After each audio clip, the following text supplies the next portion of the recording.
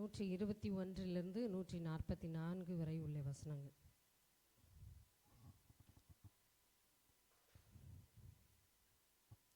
நியாயமும் நீதியும் செய்கிறேன், என்னை ஒடுக்குகிறவர்களுக்கு என்னை ஒப்புக்கொடாதேயும்.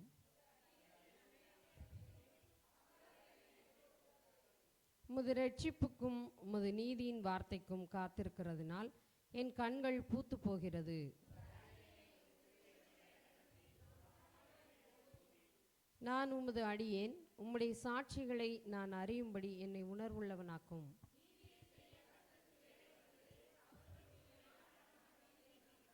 ஆதலால் நான் பொன்னிலும் பசும் பொன்னிலும் அதிகமாய் உமது கற்பனைகளில் பிரியப்படுகிறேன்.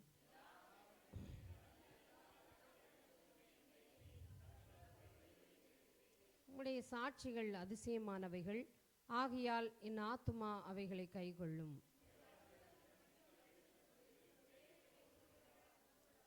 உம்முடைய கற்பனைகளை நான் வாஞ்சிக்கிறபடியால் என் வாயை ஆவென்று திறந்து அவைகளுக்கு ஏங்குகிறேன்.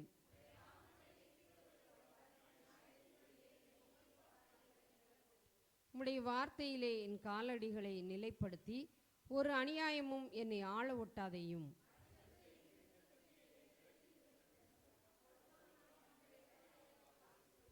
உமது அடியேன் மேல் உமது முகத்தை பிரகாசிக்க பண்ணி உமது பிரமாணங்களை எனக்கு போதியும்.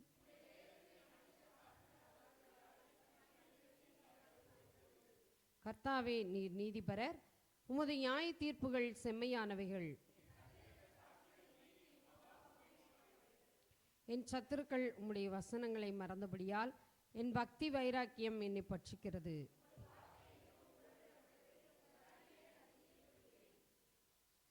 நான் சிறியவனும் அசட்டை பண்ணப்பட்டவனுமாயிருக்கிறேன், ஆனாலும் உமது கட்டளைகளை மறவேன்.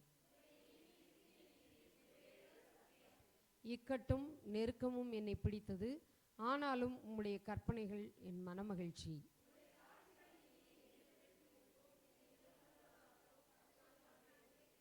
அல்லேலூயா. நாம் யாவரும் அமர்ந்து கொள்வோம். ஆண்டவராகிய இயேசு கிறிஸ்துவின் நாமத்தினாலே உங்களுக்கு என்னுடைய வாழ்த்துதலை தெரிவித்துக் கொள்கிறேன். இந்த சங்கீதத்தில் சொல்லப்பட்டிருக்கபடி நம்மை அநேகர் ஒடுக்குவார்கள். ஒடுக்குனாலும் தேவன் நம்மளோடு கூட என்ன செய்வார்? கடந்து வருவார்.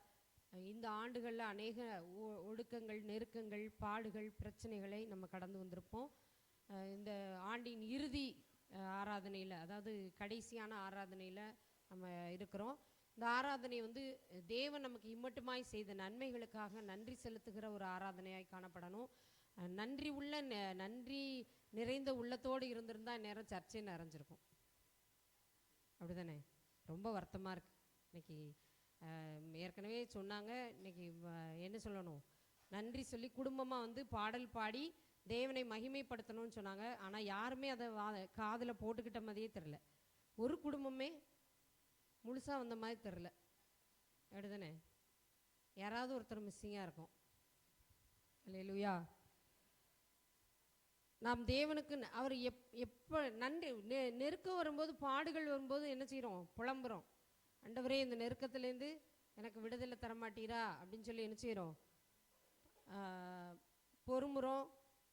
நம்ம ரொம்ப வேதனையோடு கூட காணப்படுறோம். ஆனால் ஆண்டவர் அதை அழகாக, அந்த நெருக்கத்தை பாட அழகாக மாற்றுவார். அவருடைய வழியே தனி வழி. அப்படி தானே? அல்லேலூயா, அல்லேலூயா.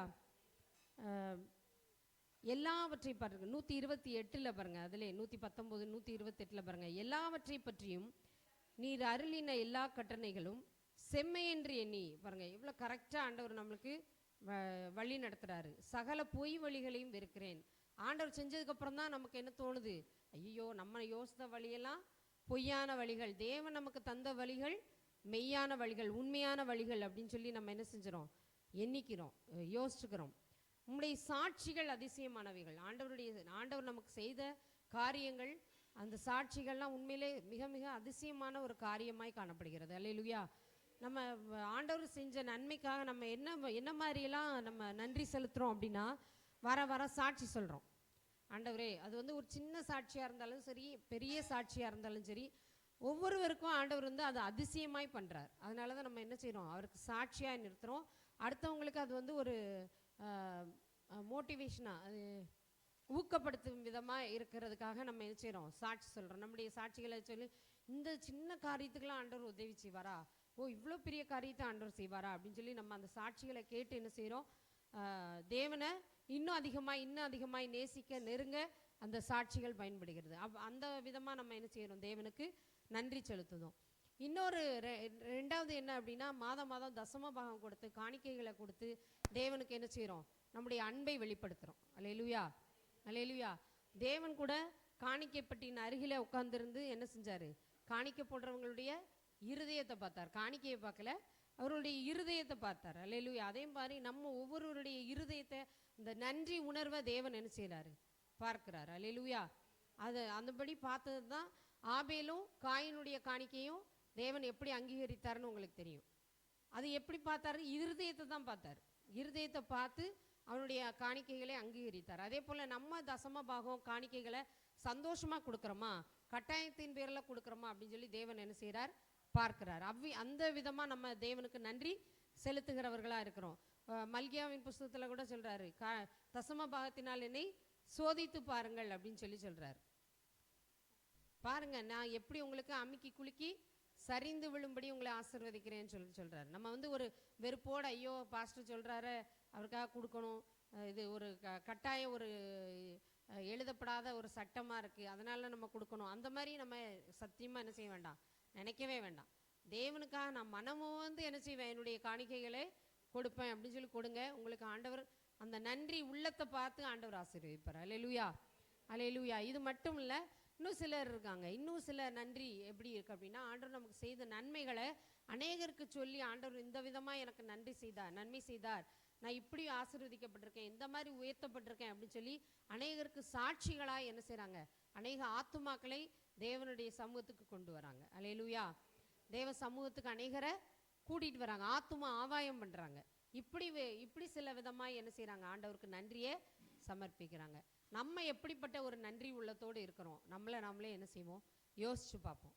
தேவனுக்காக நான் எந்த மாதிரி இந்த வருடத்தில், ஆண்டவர் இந்த வருடத்தில் என்ன யோசிங்க, ஜனவரி 1ஆம் தேதியில் நம்ம பார்த்த ஆட்கள் இப்போ கடைசி நம்ம கூட என்ன பண்ணலை, கடந்து வரல. அநேகர் நம்மளை பாதியிலே விட்டுட்டு போன அநேகர் இருக்காங்க.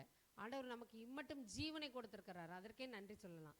அது மட்டுமல்லாது அநேக பிரச்சனைகள் இருக்கும், இந்த பிரச்சனைகளெல்லாம் தேவன் கடந்து அழகாக, அவருடைய வழிகள் ரொம்ப ரொம்ப அழகானது. நம்ம யோசிச்சுப்பா, நம்ம யோசனைக்கு அது என்ன புலப்படவே செய்யாது. அப்படிப்பட்டதான அழகான வழிகளில் நம்மளை நடத்தி வராரு. அந்த நன்றி உணர்வோடு நம்ம காணப்படுவோம்.